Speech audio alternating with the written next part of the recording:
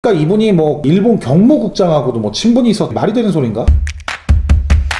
안녕하세요, 도영 선생입니다. 커뮤니티에 제가 예고했던 대로 오늘 이제 3.1절을 맞아서 꼭 소개해드리고 싶은 독립운동가분을 알리고자 본 영상을 찍습니다. 오늘 제 영상에서 소개해드릴 인물은요, 바로 푸른 눈의 독립운동가 스코필드 선생님입니다. 이분은 이제 한국 이름은 석호필이죠. 보통 이제 석호필이라고 하면 프리즌 브레이크의 마이클 스코필드 많이 생각들 하시는데, 이제 원조 석호필이 바로 오늘 소개해드릴 프랭크 윌리엄 스코필드 선생님입니다. 이 스코필드 선생님은 1889년 출생으로 캐나다 사람이에요. 출생 연도가 이제 1800년대다 보니까 굉장히 오래전 일처럼 좀 느껴졌는데, 돌아가신 연도가 이제 1970년도입니다. 그러니까 어떤 면에서는 이제 한국의 근대화 과정까지 지켜보시고 돌아가신 게 되는 거죠. 이분이 이제 원래 태어난 곳은 캐나다가 아니고 영국이에요. 머리크주에 있는 럭비라는 곳에서 태어났다고 합니다. 스코필드 선생님 어머님은 그 스코필드 선생님 낳고 나서 얼마 안 있어가지고 돌아가셨다고 하고요. 아버지가 이제 교사셨대요. 근데 이분이 이제 굉장히 신실한 교인이셨다고 합니다. 아버지가. 스코필드 선생님이 실제로 가장 존경하는 인물을 꼽을 때 본인의 그 아버지를 많이 꼽으셨다고 하는데, 생전에. 이후에 아마 이 스코필드 선생님이 보여준 여러 가지 뭐 선교 활동들, 이런 뭐 종교적인 움직임들은 굉장히 아버지에게서 많은 영향을 받지 않으셨을까라는 생각을 하게 되네요. 처음에 이제 이 스코필드 선생님이 한국하고 인연을 맺은 게 에비슨이라는 선생님이 초청을 해서 이제 한국과 인연을 맺은 걸로 알고 계신 분들이 많으신데, 이게 찾아보니까 한국인하고 처음 인연을 맺은 거는 그 영국에 있을 때 맺으셨더라고요. 1897년도에 여병현이라는 한국인이 어떤 연유에서인지는 모르겠는데 이 스코필드 선생님의 아버지를 한번 찾아온 적이 있었대요. 근데 이 여병현 선생님이 이후에도 또 등장을 하는데, 여튼 이제 이때 한국인이나 한국에 대한 정보를 처음 얻은 것으로 좀 보여집니다. 스코필드 선생님이 근데 보니까 이분도요, 어렸을 때는 저기 아버지 말씀 잘 안 들으셨던, 그러니까 뭐 좀 이렇게 순종적인 학생은 아니었던 것 같아요. 집이 가난한 문제도 있었지만 보니까 뭐 이게 가출도 좀 하시고, 농장에서 일하다가 이제 좀 일종의 부당한 대우에 뭐 항의도 좀 하시다가, 그러다가 이제 일한 곳에서 뭐 쫓겨나기도 했다고 합니다. 근데 이제 캐나다로 가시게 된 이유가 뭐 이런 이유 때문이래요. 새로운 좀 탈출구를 필요하셨던 걸로 보여서요. 그러니까 영국에서는 대학을 다니시지는 않았어요, 보니까. 아무튼 뭐 캐나다로 넘어간 게 이제 1907년인데요. 한국 나이로 18살 정도 되죠. 넘어가서는 이제 굉장히 힘든 생활을 했다고 합니다. 마찬가지로 이제 농장에 취업을 했는데, 여기서 이제 반년 동안 열심히 이제 돈을 차곡차곡 모아서 몬타리오 수의과 대학에 입학을 했습니다. 그러다가 이제 2년 정도가 흘러서 학교를 좀 잘 다니고 있는데, 인생에 이제 시련이 한번 찾아와요. 1909년도에 이제 소아마비에 걸리게 됩니다. 이 스코필드 선생님이. 그때 아마 굉장히 신앙에 많이 의지를 하지 않았을까라는 생각을 하게 되는데, 여튼 뭐 이 소아마비의 후유증 때문에 왼쪽 팔하고 오른쪽 다리가 마비가 됐다고 합니다. 평생 이후부터는 좀 장애를 안고 사신 것 같아요. 근데 이제 대단한 게, 이후에 이제 대학을 졸업하시는데 수석으로 대학을 졸업합니다, 이분이. 그러니까 연고도 없는 곳에서 자기가 이렇게 학비를 벌어가면서, 몸도 지금 어떻게 보면 좀 장애가 생긴 건데 그 와중에 대학을 수석으로 졸업을 한 거죠. 아마도 좀 뭐 이렇게 굉장히 독한 성격의 소유자가 아닐까 뭐 이런 생각도 들고요. 직접 만나보진 않았으니까. 여튼 뭐 굉장히 대단하신 분은 맞는 것 같아요. 그리고 이제 졸업한 뒤에 취업을 어디로 하시냐면은 보건국에 취업을 하세요. 보건국에 있는 연구소에 이제 연구원으로 취업을 하셨는데, 이후에도 이제 공부를 계속해서 이어나가셨다고 합니다. 그래서 결과적으로는 나중에 이제 그 모교의 세균학 교수로 임용까지 되죠. 그러니까 교수님이 된 거예요, 이 시점에서. 세계 1차 대전까지 또 참전을 하셨어요, 보니까. 그러니까 여기 이제 전쟁에 참전하면서 아마 자신의 사회적 소명 뭐 이런 거를 좀 정하시지 않았나 싶은데, 뭐 약소 민족을 구출함과 동시에 이런 복음을 전파하는 것이 자기의 뭐 사명이라고 깨달았다, 뭐 이런 얘기들도 있어요. 자, 그래서 이제 한국에 들어온 건 어떻게 된 거냐. 1916년도에 3.1운동이 1919년이니까 3년 전이죠. 그때 이제 에비슨이라는 분이 편지를 보내요, 스코필드 선생님한테. 이제 한국에서는 세균학 교수를 좀 구하기가 어려우니까 한국에 와서 좀 일을 도와주면 어떻겠냐, 이런 식으로 이제 보내신 것 같아요. 초청을 한 거죠. 근데 이제 여기서 그 아까 제가 여병현 씨 말씀드렸잖아요. 영국에 있을 때부터 뭐 교류가 있었다는. 근데 이제 그분이 좀 떠올랐나 봐요, 한국 얘기를 하니까. 그러니까 뭐 아주 낯선 국가라기보다는 뭐 정보를 조금은 들었었던, 뭐 아무래도 그랬겠죠. 전혀 정보가 없는 나라보다는 한 번 정도는 일해보고 싶다라는 그런 국가라고 생각을 좀 하셨던 것 같아요. 당연히 주변에서는 엄청 말렸대요, 당시에. 가지 말라고. 근데 뭐 당연히 그렇겠죠. 자기네 나라에서 그냥 교수님이시니까 수업만 이렇게 잘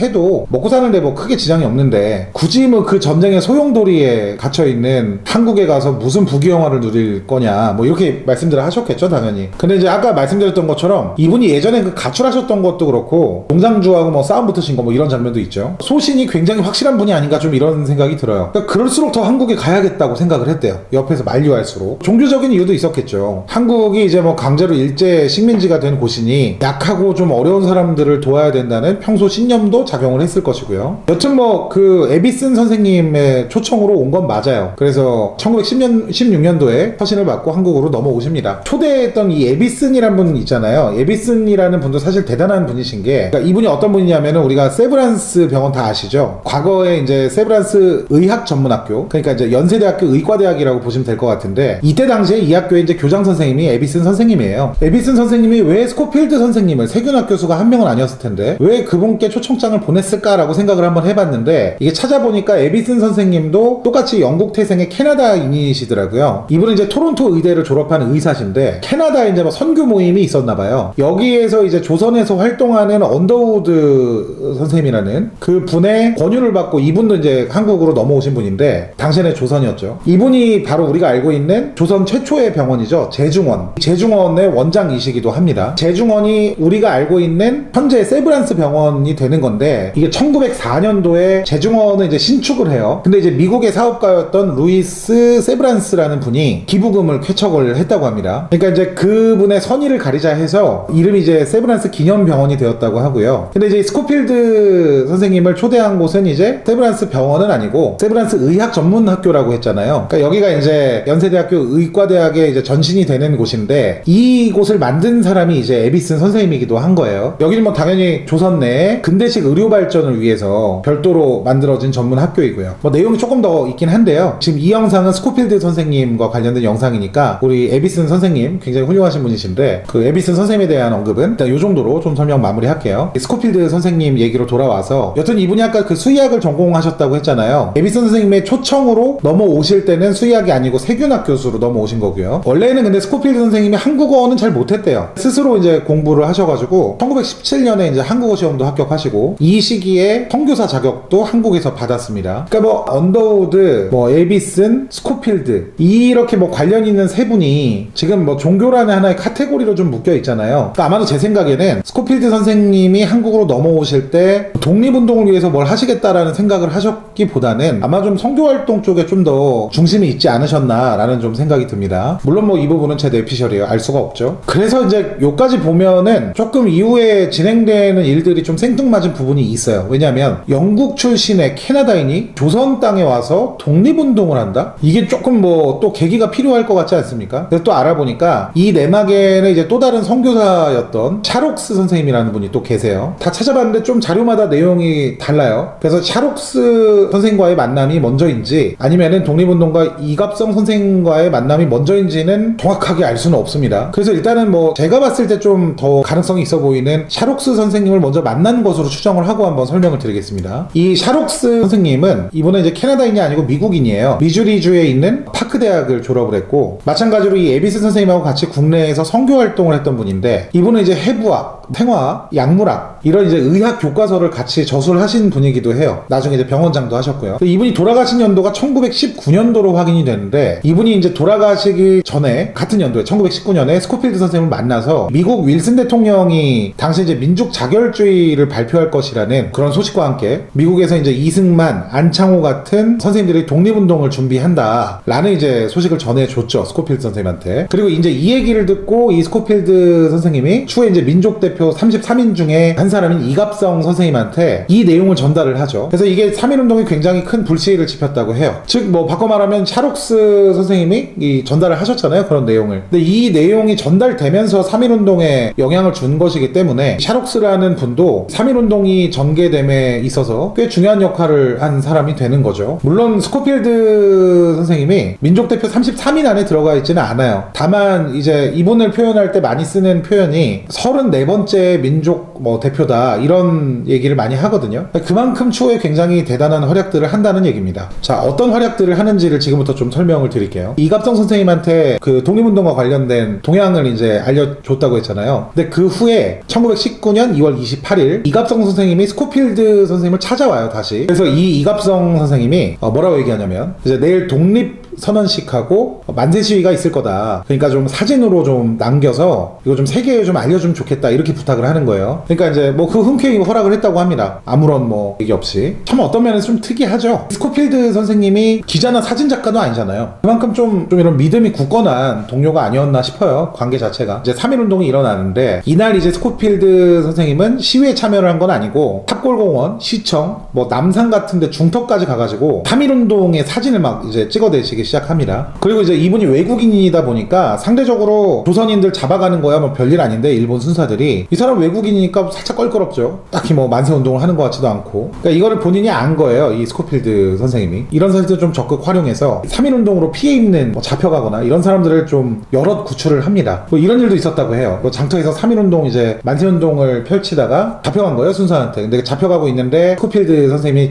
가가지고 우리 저기 식모니까 내가 알아서 하겠다. 그리고 이제 손을 이렇게 끌어와서 그냥 데리고 간 뭐 그런 일화도 있었다고 해요. 참 용기가 뭐 대단하신 행동이죠. 스코필드 선생님이 일본 경무국장하고도 뭐 친분이 있었다 이런 얘기가 있길래 좀 찾아봤어요. 이게 말이 되는 소린가? 이 경무국장 이름이 마루야마라고 하는데 경무국장이면 이제 지금으로 따지면 경찰서장급이죠. 근데 당시에 일본 경찰은 조선인을 탄압하는데 가장 앞장섰던 조직 중에 하나 아니겠습니까? 아니 근데 어떻게 둘이 친할 수가 있지? 이런 생각이 들어서 좀 알아봤는데 이제 재밌는 게 그러니까 원래 친했던 사이는 아니고 모르는 사이는 맞아요. 근데 이 스코필드 선생님이 가만 생각해 보니까 저기 현장에서 막 이제 사람들 도와주고 막 그러잖아요. 그러니까 이거를 조금 더 원활하게 하기 위해서 이제 아이디어를 내신 게 경무국장 상당히 높은 사람이니까 경찰관들한테 위력 발휘하는 거 굉장히 좋지 않습니까? 이 사람 이름 써가지고. 그래서 이제 명함 받으러 가신 거예요. 그래서 찾아가가지고 나 저기 명함 내밀면서 선교사인 스코필드요. 뭐 이러면서 이제 명함을 받아오신 거죠. 그래서 이제 나가가지고 이제 나 마루야마랑 친한 사람이다 이러면서 사람들을 뭐 구해준 것 같아요. 근데 이게 조금 더 사실을 알고 나니까 참 마음이 숙연해지더라고요. 과연 뭐 나라면은 그렇게 할 수 있을까 말까 이런 생각도 들고 정말 진심이 담기지 않는 이상 이렇게 하기는 좀 힘들죠. 이 영상을 준비하면서 사실은 이제 스코필드 선생님을 왜 제가 소개를 하기로 마음을 먹었냐면 결정적인 키워드가 하나가 있어요. 그러니까 제암리 사건은 다들 많이 들어보셨을 거라고 생각됩니다. 정확히 말하면 제암리 학살 사건이죠. 이게 이제 어떤 사건이냐면 3.1운동 이제 3월이 지나고 1919년 4월 15일 날 수원 제암리에서 일본군이 무고한 그 양민들을 학살한 사건이에요. 잠깐 설명을 드리자면 이 아리타 도쇼라는 그 일본군 중위가 제암리 마을 주민들을 이제 전부 교회에다가 모이게 합니다. 이후에 이제 출입문하고 창문을 잠그고 거기다 이제 막 이렇게 사격을 막 가한 거예요. 다 가둬놓고. 참 너무 되게 잔인한 수법인데 참 좀 더 가슴 아팠던 얘기 중에 하나가 당시에 이제 그 교회 안에 있었던 여성이 창문 틈으로 이렇게 아기를 밖으로 내보내면서 제발 아기만은 좀 살려달라 부탁을 막 계속 했다고 해요. 그 와중에서도. 근데 이제 일본 군경에서 그 애기마저 찔러 죽였다고 합니다. 총칼로.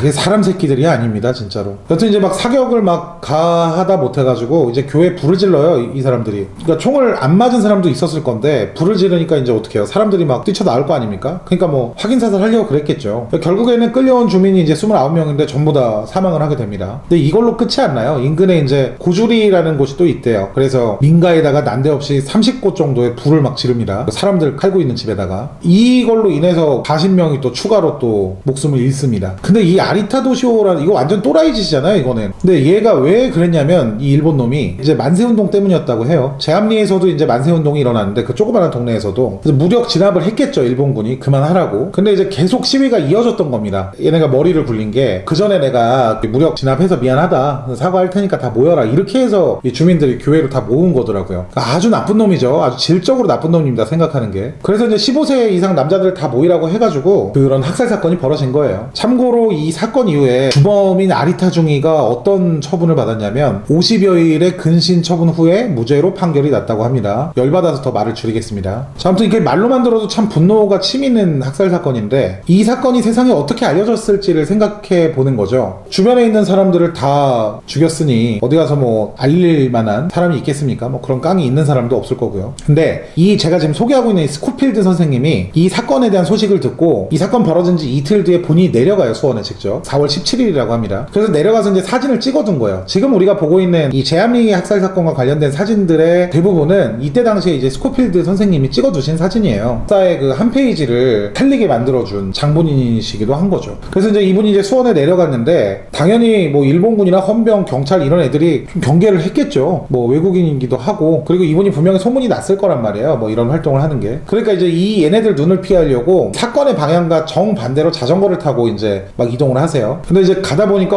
애기들 2명이 이런 흙무덤 앞에 두고 이제 막 울고 있었던 거예요. 걔네들한테 이제 왜 그러냐 이렇게 물어본 뒤에 이제 걔네들 사진을 찍고 근처에 이제 다른 곳으로 또 추가적으로 이동을 했는데 여기는 뭐 완전 폐허였다고 합니다. 한 42개 정도 되는 민가가 있었는데 그 중에 8곳을 빼고 다 뭐 불타 없어져 있었대요. 그러니까 이런 식으로 이렇게 쭉쭉 돌아다니시면서 위협을 무릅쓰고 이렇게 사진을 다 이렇게 하나하나 찍어 오신 거예요. 여러 가지 상황들을. 그리고 이제 여기서 가져오신 것들을 돌아와서 캐나다나 미국으로 이제 가는 친구들 있잖아요. 본인 친구들. 이 사람들한테 외국 언론에다가 이런 자료들을 좀 배포해달라. 이렇게 이제 요청을 하는 바람에 일제 잔혹상이 그때부터 이제 막 알려지기 시작한 거예요. 한국 내에서 어떤 일들을 하고 있는지. 심지어 이걸로 인해서 일본 국내에서도 이 제암리 사건에 대한 질타 보도가 나왔다고 하니까 당시에 시대적으로는 굉장히 큰 반향을 일으키는데 일조를 하신 게 확인이 되는 거죠. 이제 이 스코필드 선생님 서울로 돌아오시죠. 여기서 멈추지 않습니다. 옥중에 있는 뭐 유관순 선생님이라든지 어윤희 선생님 이런 분들을 이제 방문해서 감옥에서 어떤 일들이 어떤 고문과 학대가 이루어지고 있는지를 이제 자세히 들으시고 대구까지 내려가세요. 대구까지 내려가서 당시에 이제 김마리아 선생님 이런 분들 뵙고 굉장히 만신창이가 되어 있는 뭐 그렇게 된 이유에 대해서 또 자세히 듣고 눈물을 쏟았다고 합니다. 같이 이 얘기 듣고 열받아서 이제 막 정무총감도 찾아가고 이래요. 이분이 가서 막 이제 항의하는 거죠. 이게 지금